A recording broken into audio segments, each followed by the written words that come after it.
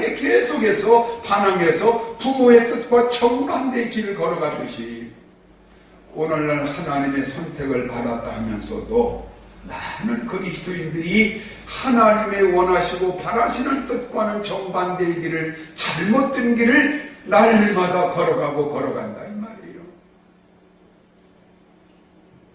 그러면 우리는 하나님의 본질을 잘 압니다. 우리 아버지 하나님은 사람이 무엇으로 심든지 심는 그대로 거두게 하신 분이다. 그래서 반드시 선을 행하면 선에 대한 복을 주시고 악을 행하면 악에 대한 심판을 주신다. 이것이 하나님의 본질이라고 하는 것을 우리가 지금까지 성경을 통해서 배워왔던 것인데,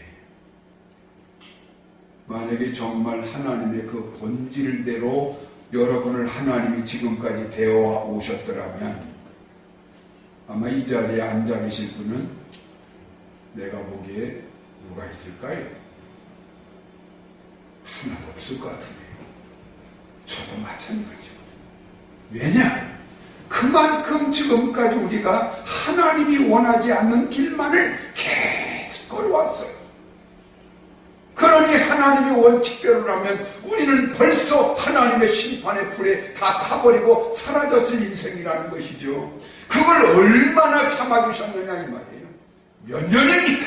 몇 번입니까? 헤아릴 수 없는 엄청난 세월 동안 하나님이 우리를 용서하시고 참아주시고 기다려주셨기에 오늘 여러분과 제가 하나님의 아들, 딸들로 이 자리에 은혜 받고 있습니다. 할렐루야. 그게 뭐냐? 바로 그것이 하나님의 긍휼이라고 하는 거예요.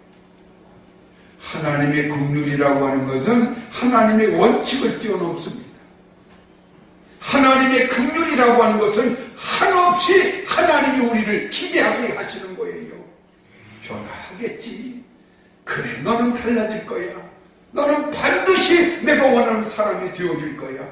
하나님의 끊임없는 미련과 하나님의 끊임없는 소원으로 우리를 참아주고 기다려주시는 거예요. 이게 바로 하나님의 긍휼이라고 하는 거예요. 그런즉 그 누구든지 긍휼하심을 입지 못하는 사람은 즉각적인 심판에 의해서 멸망당하고 버림당하고 큰 고통에 빠져버립니다. 구원받을 길이 없는 거예요.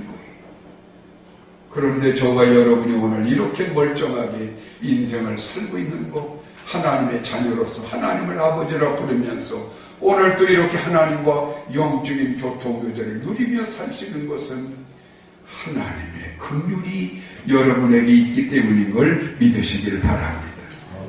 그것만이겠습니까? 아무리가 하나님의 긍휼을 입고 있다라고 하는 이게 얼마나 큰 축복인가 몰라요. 어제도 서울에서 결혼식 때문에 올라갔는데 이제 이런저런 가족들과 대화도 하고 또 서울도 그 결혼식장에서 잠시 밥 먹으면서 만나서 많은 사람들과 대화를 하는데 전부가 다 이 시류가 너무나 어렵다는 거예요. 장사하는 사람들이 다 장사가 안 돼서 다 문을 닫고 망해간다는 거예요. 한결같이 다 어려움을 호소하는 거예요. 그런 상황에서도 참 이상한 것은 우리 선한교회 교인들은 그래도 먹고 사는데 큰 어려움 없이 나름대로 고생도 될 때도 있고 뜻대로 되지 않아서 마음 상할 때도 있지만 그래도 나름대로 우리 선한교인들은 안전하게 인생을 살아가는 걸 저는 생각하면서 저도 모르게 마음속에 하나님 감사합니다. 하나님 감사합니다. 정말 배운 바도 적고 세상적으로 내놓기로 하자면 별로 내놓을 것도 없는 우리 교인들이지만 하나님 이렇게 우리 교인들을 건강하게 안전하게 저들의 삶을 유지되도록 오늘 또 기적의 손으로 지켜주신 것을 감사합니다. 나도 모르게 감사의 기도가 나오더라고요. 할렐루야. 원인이 뭘까요? 하나님의 긍휼이 여러분에게 있기 때문에 그런 거예요. 제가 어릴 때부터 공부할 때 항상 제 약점이 수학을 못해요. 수학에 핸디캡이 있어요. 여기 수학 선생님도 있지만 참 부러워. 딸내미 같은 수학 선생님이지만 부러울 때가 많아요. 얼마나 그 어려운 수학을 얼마나 잘하면 저렇게 수학 선생까지 되어 있을까. 그렇게 그 수학이 참 어려운데 너무나 생활이 가난하니까 다른 집 아이들은 그래도 여유가 있는 집 애들은 과외 선생님을 모셔다가 어려운 수학 풀이가 안 되는 걸 보조를 받고 도움을 받아가지고 그 나름대로 수학을 풀이해가고 해서 시험도 잘 보는데 우리 같은 사람은 무슨 과외 선생님을 모셔올 수가 있습니까? 누구한테 도움을 받을 수가 있습니까? 그러니까 타고나기를 수학에 대한 머리가 나쁘게 태어났는데 감당할 길이 없는 거예요. 그러니까 평생 나는 수학이 수미우양가 평생 가만 맞았어. 그렇게 수학이 안 돼. 여러분, 하나님의 긍휼이라고 하는 것은요, 그 인생이 가의 수준밖에 안 될 수밖에 없는 사람에게 하나의 보조교사처럼 날마다 하나님이 그를 도와주시는 거예요. 그러니까 아무리 무능하고 약한 사람이라도 하나님이 그 인생에 플러스를 자꾸 쳐주시고 도움을 주시다 보니까 가밖에 안 되는 인생인 사람이 점점점 양에서 미로, 우로, 수로 올라가더라 이 말이에요. 할렐루야. 그래서 우리 인생이라고 하는 것이 하나님의 긍휼을 입는 사람들은 이상하게 형통하고 복되어지고 쌓아져가고 윤택해져가는 거예요. 그래서 예수 잘 믿는 그리스도인들이 그 삶이 확실히 윤택하고 여유가 있는 겁니다. 나라와 민족도 마찬가지. 저 북한 땅의 사람들은 철저히 하나님이 외면한 사람들 아닙니까? 그러니까 경제적인 무슨 노력을 해도요, 절대로 북한은 경제적으로 성장할 수가 없어요. 항상 마이너스만 가는 거죠. 그러나 우리 남한은 얼마나 하나님이 사랑하는 민족인지 여러 가지 국가적인 혼란과 정체적인 여러 가지 실수와 미숙함이 있을지라도 이상하게 우리나라는 계속 성장하고 성장해요. 비록 작은 성장이라도 꾸준히 1년에 2.몇 %라도 성장해 가지 않느냐 이 말이죠. 긍휼의 은혜를 입은 민족은 사는 것이고 긍휼의 은혜를 입지 못하는 민족은 망하는 것이고 긍휼의 은혜를 입은 백성은 사는 것이고 긍휼의 은혜를 입지 못하는 개인은 망하는 것이다. 하나님의 긍휼이라고 하는 것이 그렇게 중요한 것인데 오늘 저와 여러분이 이런 특별한 하나님의 섭리 안에서 이렇게 하나님의 긍휼함을 입고 있음을 감사하며 살아가실 바랍니다. 그런데 이 긍휼에는 또 한 가지 중요한 것이 있어요. 오늘 하나님의 자녀로서 이 세상을 남들과 구별된 이런 영적인 은혜 안에 살아가는 것은 물론이고 이 긍휼 때문에 우리는 영원한 구원 천국까지 들어갈 자격자가 되었음도 포함되고 있는 거예요. 많은 사람들 불신자들조차도 사람이 죽어서 천국 가려면 바르게 살아야 한다, 정직하게 살아야 한다라고 말합니다. 착한 일 많이 한다고 말합니다. 죄 지으면 천국 못 간다고 말하고 그렇게 생각하고 믿고 살아갑니다. 옳은 말입니다. 이건 예수 안 믿는 사람도 똑같이 생각하는 겁니다. 틀린 얘기가 아닙니다. 그런데 문제는 사람이 일평생 그렇게 바르게 정직하게 착한 일 많이 하고 죄 없이 살 수가 있느냐 하는 것이죠. 저는 오늘 여러분의 현실을 말씀드리는 거예요. 여러분을 대표해서 말해주는 겁니다. 아이고 목사님 그렇게 살아서 천국 가겠습니까? 그러면 당신은 어떻느냐 이 말이에요. 실상은 우리 실상이라고 하는 것은 마음대로 되지 않는다는 이 안타까운 현실을 갖고 있다는 거죠.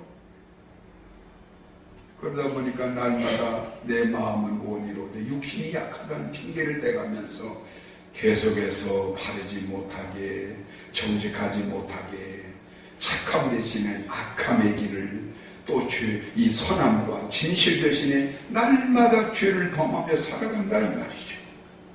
그렇잖아요. 우리 국민들이 참 그분이 말하는 걸 보니까 야, 참 저분은 믿음이 간다. 저렇게 말 한마디 한마디에 신뢰가 가고 정직함이 보이고 저분은 정말 원칙 있는 분이구나. 한 번 말하면 그대로 지킬 수 있는 분이구나. 어머니같이 따뜻한 분이구나. 그래서 온 국민이 그분을 대통령으로 세워놨는데, 그렇게 믿었던 대통령이 처음부터 끝까지가 다 거짓으로 드러나버리고, 국민을 보듬어줄 만한 사랑이나 따뜻함 대신에 그야말로 독재자적인 것밖에는 나타나질 않았으니, 오늘날 우리 온 국민이 그래서 실망해서 이 난리가 나는 거 아닙니까? 그건 그분만 우리가 비난하고 손가락질 할 수 있는 게 아니에요. 따지고 보면 우리도 얼굴로 봐서는 정말 멋있는 사람들인데 실상 우리의 속사람은 다 거짓이고 불의한 것뿐이라 이 말이에요. 그러니 우리가 어떻게 천국을 갈 수가 있겠으며 하나님의 자녀로서 구원의 은혜를 누릴 수 있겠느냐 이 말이에요. 왜? 다 죄뿐인데. 처음부터 우리의 본질이 그런 것이라는 것이죠. 이 세상에는 누구나 남을 판단하고 함부로 정죄할 수가 없는 것이 내 자신이 죄인이고, 나도 따지고 보면 그 사람보다 더 못한 사람인 것을 내 양심이 알기 때문에 저는 그렇습니다. 대통령의 하야하기를 간절히 바라지만 너무나 그 사람을 비난하는 것 저는 싫습니다. 불쌍한 마음이 들어가요. 왜? 나도 약한 인간인데. 얼마나 백성이 의로운 사람이라고 한 사람을 저렇게까지 몰아갈 수 있는 것인가. 기다려주고 하야하도록 여러 가지 방법을 통해서 우리가 하고 있는데, 국민의 마음이 참 그 마음을 하나님의 마음이라 보면 될 줄 알겠죠. 다 거기서 거기입니다. 여러분도 거기서 거기고, 여기 서 있는 이 목사도 다 그렇고 그런 사람일 뿐입니다.